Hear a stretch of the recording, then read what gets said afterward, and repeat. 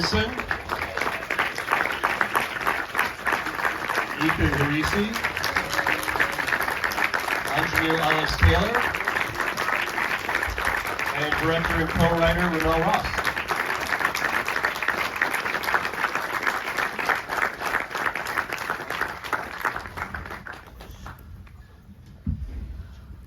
So, RaMell, I guess the first question I want to ask is just, how does the whole alternating first-person point of view approach to this affect your approach to casting and the conversations you have with the actors? Or does it? Are you looking for different things than a director might be who's doing a more conventionally shot movie? Yeah, it's a good question. I feel very lucky to have not made a fiction film before this, in that I wasn't beholden to certain methodologies beforehand. I think, we have the POV idea, Jocelyn and I iterate it in the script, and then we just proceed as you would with a normal film. And of course, had early conversations with all of these actors, but didn't emphasize the process, just kind of let them be, organically embody the characters. And then when we started shooting is when I think they really realized that it was going to be a different process. Mm-hmm. Well, I'm curious, you mentioned the script. What does the script for something like this look like? I mean, again, is it relatively similar to a conventional script in terms of the storytelling, or is there a lot of indication of what we're seeing camera-wise? Because it is so specific. Yeah. Also, thanks for coming, you all. I just jumped into, and I kind of, appreciate the stage. Q&As can go horrible, and then you guys are like, I wish I didn't stay, because now the film is not what I imagined, but hopefully this one's as generative, as possible. So a script for this film starts with images. Jocelyn and I built essentially an edit of the film, and I wish our editor, Nick Mansour, who's a fantastically brilliant guy, could be here.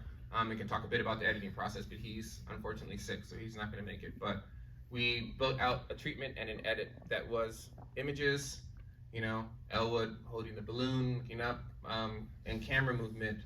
And then we started to apply Coulson's more traditional narrative milestones, which were already images.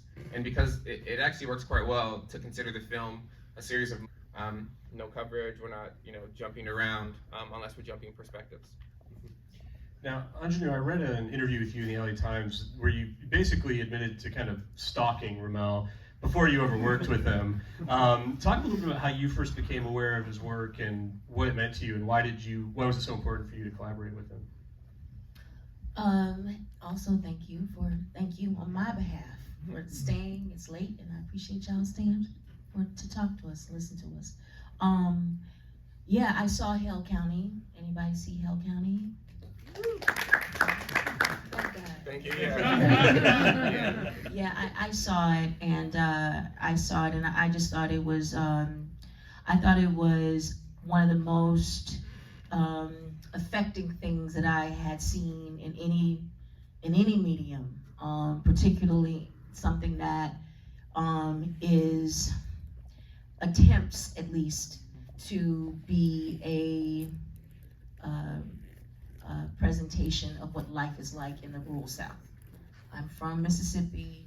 The community that Hale County featured or focused on is from Alabama. I've never felt like, always feel like when I'm watching these portrayals or depictions, I'm watching the work of an observer or foreigner who parachutes in, takes some video, takes some pictures, and I'm supposed to appreciate that, or expected to appreciate that and see that as authentic. What I experienced watching Hale County, I felt that I was watching or experiencing something in someone that was kindred to me. And I just wanted to tell him that I appreciated that so much, the respect I felt. And so I knew RaMell worked at Brown University, he's a professor there. I went to Brown and I knew the number, so I called school, asked to speak to him. That didn't go well. So they have that that email address that all these professors at all these schools use that is public and they never look at. So I emailed that email address, and of course I never heard from him. But I didn't know anything about Nickel Boys. I just wanted him to know what I felt from Hale County, and that was it. And then, I don't know, the universe heard me, and Nickel Boys happened. And so what were your first conversations like with RaMell about Nickel Boys and about this part? Well, we talked at this little cafe in Hammond, Louisiana, about an hour and so away from my house. And we didn't talk about Nickel Boys too much. We talked about other movies. Yeah. Yeah. We talked a lot about Ida. I'm unsure the director's last name is Pavel. Yeah, Pawlowski. Yeah. And just mutual interest, I think. Yeah. Our first conversations really were when I got to work that day, the first day. Yeah. Now, Ethan and Brandon, I was wondering if you could talk a little bit about the process on this movie. You know, I'm watching, like, are you guys, do you have cameras attached to you for some of these scenes? Like, are you also having to work as camera operators, in a sense, because of this first person nature of the movie? Hello? Okay, cool. I think it's my turn now to also say thank you guys for coming. We did have, the kind of honor and privilege to, in moments, be camera operators. It was for a few scenes for me and a few scenes for Brandon, where they put this rig on us and the camera was like attached to our chest. And that was the first thing that I did, like first day of shooting, like getting the rig fitted on, getting the camera put on, and then sitting down on a bench and taking a shot of my hands. So it was like immediately getting kind of thrust into how we were going to be doing this, at least kind of how we were going to be doing it. And Brandon had a bit of a slightly different experience because he had to wear the Snorri cam, which he can talk to you more about. Yeah, what's the Snorri cam? Did I say it right? Yeah, it's a hell of a name, right? The Snorri cam it's that behind the head. Hello, thank you.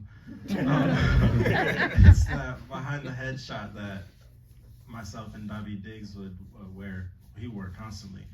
But there's like this kind of abdomen wrap. You have like a counterweight, and you got the camera back here, and it's very uncomfortable.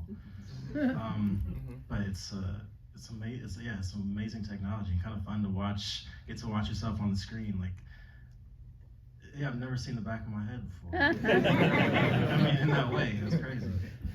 Yeah, so I wore that sometimes, but most of the time it was Jomo Frey or RaMell or Sam who were camera operating, and then whoever was off camera would just be like very close. Like, we'd be literally on their back, and sometimes arm under their armpit, so we could like combine bodies. And, I'm just curious, from all of the actors, what it felt like. It seems like it's sort of counterintuitive the way this movie is shot, where you have to be constantly addressing the camera and looking in the camera, which is something that you're not normally doing. I mean, did you enjoy that? Was it strange? Was it challenging? All of the above. It is a bit. It is a bit confusing and unnatural. But I think because all of us believed in RaMell and believed in the story and all felt, personally connected to the characters, we're always going to find a way to make it work, and we did. Fortunately, I know that Aunjanue had a bit of a different experience, but fortunately, Brandon and I were able to spend time before shooting scenes to work on lines, get comfortable with the words and the movement and rhythm of the scene, so that when we got to set, the only thing that was really going to change was that we weren't going to be able to look at each other and physically interact with each other, but we were still able to be present and lean on the kind of work that we did beforehand. The two of you have such great chemistry together. I mean, RaMell, in terms of casting, how important was that? I mean, you're not just casting each of them individually, you're casting them to work together. So in the casting process, how did you figure out that not only were these the right guys, but they were the right combination? Yeah, I would love to take credit for the film, but there's so many hands in every decision, in Yeah, I mean, there's even hands in this mic. Choosing to not hand the conversation to you all from my throat. We get a cast seat. To speak about the actors here, Aunjanue was our number one. All the producers, everyone, unanimous. Number one. We thought that if we could get Aunjanue, film had a chance. Thankfully, she was interested. I had a 2-hour conversation with Aunjanue, and the whole time, I'm just like sweating. I'm being like, everything that I say, she hates. She doesn't. I sound silly. I sound daft, etc., etc. Lo and behold, she tells me later, like she had already decided to do the project. So all of her, what I was reading into was mainly her just being like, could you just stop talking? We can just end this and kind of just get going. It's like nervous rambling. But for these two, we know we wanted special, young men, and aside from literally every person that submitted a casting tape, one, it's incredibly difficult, and I respected all the attempts at embodying characters. It's really hard. Like these two, they were the only ones that it was undeniable that they were it.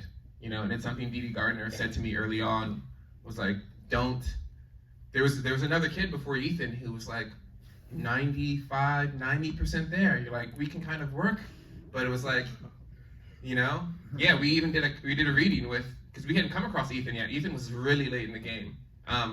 And there was you just weren't sure, and sure is intuition. It's not anything on paper.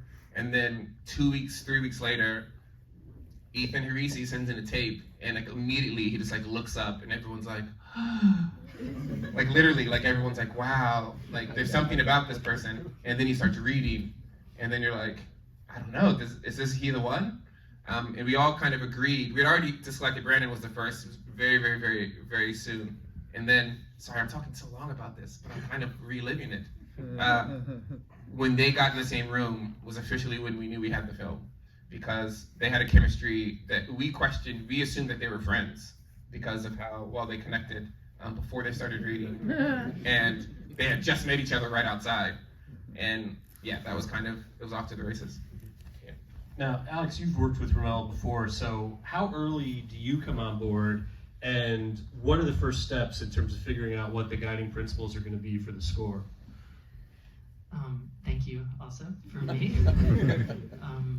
I was lucky enough to work on RaMell's last film, Hell County, which Aunjanue spoke about, and really moved me too. It kind of, you can't box that movie in anywhere. It occupies its own space, and when you kind of paired RaMell's images with our music, it's not an obvious pairing, but it kind of created this third thing that didn't exist before, and I was really excited by that and inspired by that, and had never had such a direct collaboration with any filmmaker like that. So it was amazing when RaMell got in touch a couple years after that and told us about Nickel Boys, and we got a script, and shortly after that we were invited, my co-composer and I, Scott Ilaria, to the set in New Orleans, and we scrambled to prepare a few demos for RaMell to listen to, and we stole a long lunch and played him some stuff and rambled and talked back and forth, and even made some field recordings on set, which we were like, oh, this will never make it into the film, but let's keep our ears open and let's just be a part of this. And then everything we recorded there, from weird little squeaks and broken ceiling fan, it all made it into the film somehow. So it just goes to show you that, like, RaMell, his vision it's really open and sprawling, and he gives a lot of freedom to his collaborators and wants them to explore their inner world. And because he leads like that, I think we get a really colorful tapestry, and yeah, you kind of go further than you think you could. Yeah, I mean, I really loved your score, and it's interesting when you say that about the field recordings and stuff, because I was thinking when I watched this movie that it almost felt like there was this blurred line between the score and sound design. There were places where I wasn't sure if I was listening to music or if I was listening to sound design, because you were doing so many unusual things. And like, talk a little bit about sort of just some of your choices in terms of like, what was some of the unusual instrumentation you were using, or what were you doing to kind of blur that line? Yeah, thanks. We definitely worked on that. I love sound. I've always loved sound. I'm obsessed with it, and try to treat the whole sonic field as like no hierarchy. Like orchestra or like wind blowing, or everything is like deserves equal space. bass. It's how you hear it, how you twist it.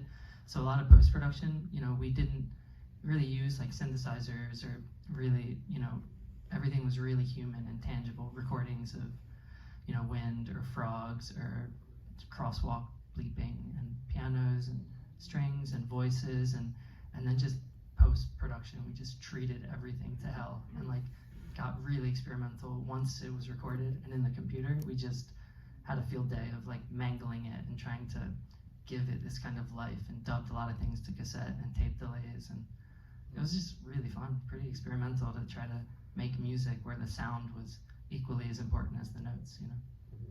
Now, RaMell, when you're getting such experimental music, I mean, how do you determine what works and what's maybe going too far? Is that just sort of intuitive for you? Yeah, it's completely intuitive, and it's fun to work with artists who are not necessarily interested in being like led in a traditional sense. Like they make music based on their intuition, and these actors act based on their intuition, which is what everyone's hired for. Like everyone's hired for who they are, their intuition.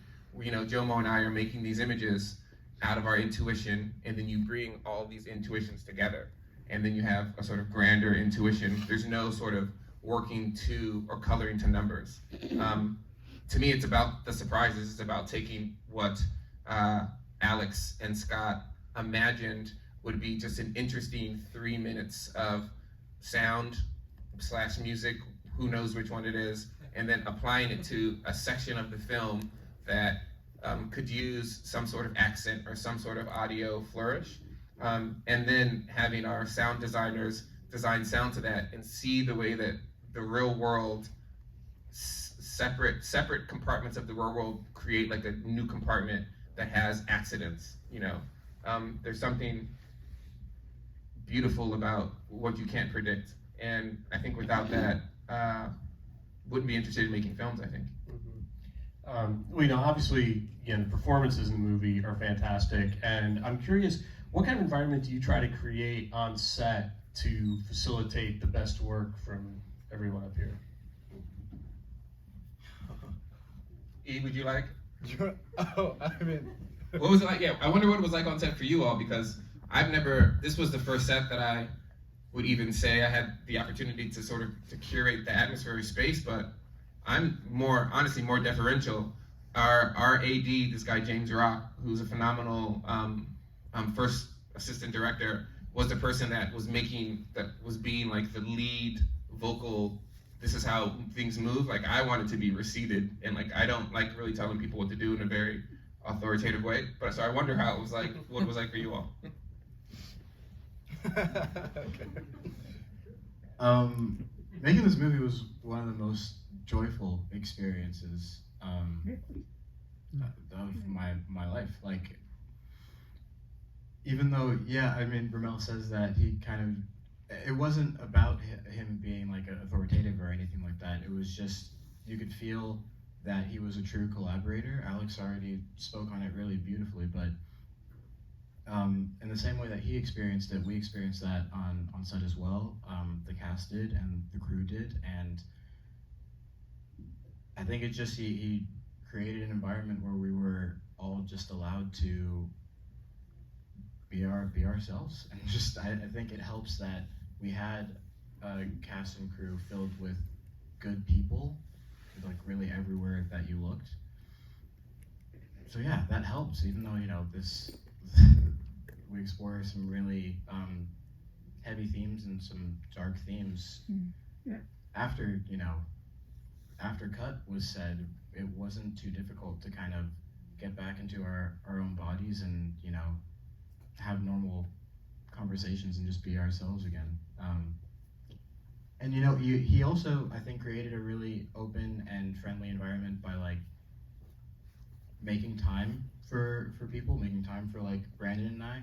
We present him with like, hey, do you want to go to Waffle House after we wrap for the day? And it's like he is working really hard on this movie, like probably not getting much sleep, but he still carved out that time to come to Waffle House with us and eat and just talk and hang out. And so yeah, doing that, it makes it like I'm not afraid on set to walk up to him and ask him, you know, a question that that's kind of like I'm not afraid to be vulnerable around him. I'm not afraid to be open around him because I know that he's a good human being and that just a great collaborator. I think I know how to answer your question off of what Ethan said. Scratch that. No. It's from what you said though. It's like I'm genuinely interested in what everyone else thinks. Like I know what I think, you know, and I have a very specific and articulated vision for what the film will be, like what this scene will be, but like they have to live it, you know? And I'm like, I love when they take control over their characters and I'm the one that has to say like yes or no as opposed to embedding things in their head that they're trying to like satisfy me, you know? Because like from seeing the work that they've done in the past, they know what they're doing. And so if they can satisfy themselves because they have high standards, then everyone else would be satisfied. But I think working under the expectations of having like a coach where like I don't want to disappoint is like not really good for any of the people in, you know, from Jomo to Nor Mendez who did production design to whoever, you know. Yeah. So, Aunjanue, I'm curious for you, how did you, you know, in terms of taking responsibility for this character, you know, how did you see her, and were you at all influenced by the book? Did you read the novel, or were you focused entirely on RaMell's script in terms of finding the character? I read a few pages of the book, but I didn't complete it, and that was intentional. I believe that adaptations are different from the source material. I believe adaptations are their own art form, and this, as you know, you can see, was something very, very specific, very singular, and I didn't want to bring any sort of presupposition that comes with reading a book or loyalty that comes with reading a book to this. I think that's a danger, I think, in doing adaptations. So no, I didn't. And it's, so far as, you know, how I saw her, I think that Jocelyn and RaMell wrote something that I think for me, there were no lies in it, so I could always use it as a well for whatever truth I was trying to convey. And now in retrospect, so when that happens, you can just use the script and you can just talk to your director, because you have to be in the moment. I'm not trying to I don't know, sculpt a character necessarily. That's how half of that work is done with my costumes and my wig, right? And everything else is, I just have to live in a moment with a camera. But now in retrospect, I realize how much my grandmother is not just in my physical DNA, but my emotional DNA as well. A woman like Hattie, like my grandmother, never really, I believe, talks about herself, or needs any sort of acclaim from her community or her family. She just does it because it's necessary. And there was a moment where RaMell and I thought that because of the trauma she was going through, that she perhaps would be disheveled and you would see signs of her suffering. And we did one take of that and we realized, no, that's wrong. That a woman like that carries pride. And my grandmother was constantly, it didn't matter what she was going through. My grandmother, my grandfather's church was bombed, and he was arrested in the middle of the night and taken to jail, and my grandmother had to live with this fear and uncertainty of her husband not returning. My grandmother never told me that story. I found that out through other people. That woman who went through that trauma, I never saw her sweat. I never saw one tear. My grandmother was always looking cute, always dressed nice, always looking good, Now, is that fair? No. She should be allowed to unravel, but she never did. And I just like you, and I agreed that that was a path that Hattie was on and had to be on. Now I can look back at that and go, well, that was my grandmother, but I wasn't aware of that at the time. To wrap things up, I want to ask a kind of editing question. Unfortunately, as you said, we don't have Nicholas here, but RaMell, maybe you can address this. Something I thought was really interesting about this movie, and it was really great about the editing, and also the score plays into this a little bit as well, is this tone where the movie is about such dark, in a way, quote unquote, depressing material, and yet the movie itself is not depressing, if that makes sense. Like, you don't walk out of this movie feeling bad. And I'm curious how you and the editor kind of calibrated that tone, and I mean, I guess some of this comes down even to the treatment of violence and how you choose to imply it rather than show it. I mean, what was your kind of, for lack of a better word, philosophy about that? Yeah, the philosophy behind why we don't see violence, I feel like everyone intuitively knows why we didn't show. Does anyone want to say? Maybe because we see too much? Wait, sir? It was no less impactful. That's we right. didn't need to see it. I felt it in the soundscape. Thank you. Mm-hmm. Just it felt like I was watching a Holocaust movie. Mm. Thank you. No, thank you. Thank you. I think what we recognized in thinking about the adaptation early on is that all the images of violence exist in our heads already. And so one has to ask themselves, like, what's the point, And we know that one thing photography has done, and maybe the one thing it's done indisputably well, is it's been able to point towards horrors across the world and give people access to this devastation when they haven't been around it, right? Like, we get to see travesty, and then we can witness it, and then that can be a call to action. But what happens when the majority of images about our community are in that violent space, and there's lack of other? To think about that and to think about it seriously is a very unraveling process. It goes back to the history of photography as, a sort of psychological event in the head of the viewer. It's these relatively complicated theories that speak to the devastation of being over inundated with those images. So one thing we thought about in thinking, taking literally as best as possible what it would be like to have a camera inside of your body and to look from your own point of view, is where you look when the violence is happening, especially when it's happening to yourself. We know that there's plenty of sadistic people out there, but from all of the horror we've heard about, like, there was no mirror, in front of when you were being beat. Your eyes are closed, you black out, you disassociate, you're concentrating on some small detail, just trying to survive.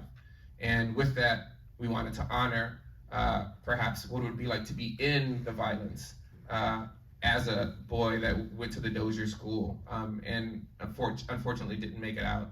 So that was why no violence. In terms of editing, the biggest challenge of the editing process was making the film feel like it was building itself in real time. We wanted it to come across like sort of consciousness, the dream state in which you're not, dreams don't have establishing shots. You're not like outside the house and then you go into the ocean before you're drowning, you get to see a wide shot. And then like, damn, that's a big ocean, I'm gonna drown in a second. And then you're just drowning, that's like not the thing. And so how do you genuinely try to work with images, genuinely and conceptually work with images that are in someone's head, where you see something you're associating with something you saw before, it's strange, you come back to reality.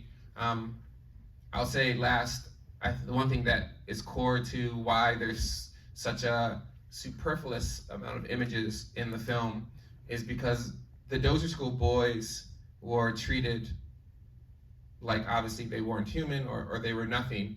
And in order for them to be treated that way, they had to be seen as this. And photography and film have a huge part in the way in which the production of blackness has organized a culture, a visual constitution, a visual culture that allows people to think about Black people in a very specific way.